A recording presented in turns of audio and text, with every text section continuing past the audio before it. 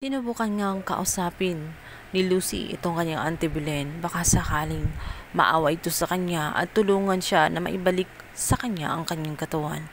Sinabihan niya na hindi pwedeng manatili ng matagal ang kanilang mga kaluluwa sa ibang katawan dahil pagdating ng solar eclipse ay maaaring manatili na lamang sila sa katawan na hindi kanila at wala ng pag-asang maibalik sa dati.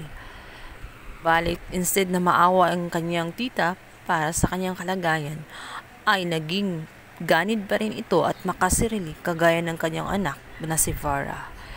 Nagalit ito sa kanya at pinagtatabuyan. Sinabi nito na wag nang magpapakita sa kanya kailanman. Sinabi ni Lucy sa kanya na ayaw ba daw niya na bumalik sa dati ang lahat.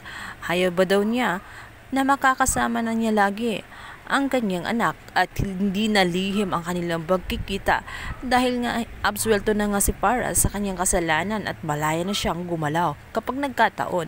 Late naging makasarili nga ang kanyang Auntie Belen at ang iniisip lang niya ay mas maginhawang buhay kasama nga itong huwad na kanyang anak na nanatili sa pamilya na hindi naman kanya. Walang nagawa si Lucy kundi lumayo na lamang at umuwing luhaan. Maging itong si Joyce ay nabigo rin na kunin ang naturang libro na pinapahanap nga nitong si Farah ay si Lucy dahil alam niyang yun ang makakatulong sa kanila upang pagbalikin nga sila sa kanilang mga katawan. Samantala, hindi naman makakapayag itong si Farah sa mga pinaplano nitong si Lucy kaya naman pilit niya itong hinahadlangan. At sinabi din niya dito kay Lucy na tumigil na siya sa kakangawa at tanggapin na lang niya na hindi na talaga makukuha pa ang kanyang katawan at magiging kanya na nga ito.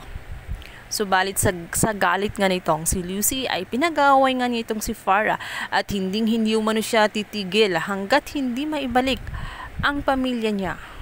Ang banda, mukhang diringgin na nga ng Diyos ang mga hiling nitong si Lucy dahil sa pakikipag-usap ni Darius dito nga kay Apo Berta ay unti-unti siyang naliliwanagan. Sinabi ni Apo Berta na sa kanilang dalawa ni Farah ang higit na mas nakakakilala sa ugali niya ng kanyang asawa ay walang iba kundi siya. Tinanong nga ni Apo Berta kung sa kanilang dalawa sino ang mas nag-aasta na Farah at sino rin ang mas nag-aasta na Lucy. Alam ni Apo Berta na kilalang kilala ni Darius ang kanyang asawa. Napaisip nga si Darius at isang bagay lang ang makakasagot sa kanyang mga tanong. Ito nga ay kailangan makausap niya ng masinsinan itong si Lucy at yun ang plano nga niya ay tanongin ito ng mga bagay na tanging si Lucy lang ang nakakaalam. Nais niyang na makita ng harapan itong si Farah at nang makausap at makonfirm.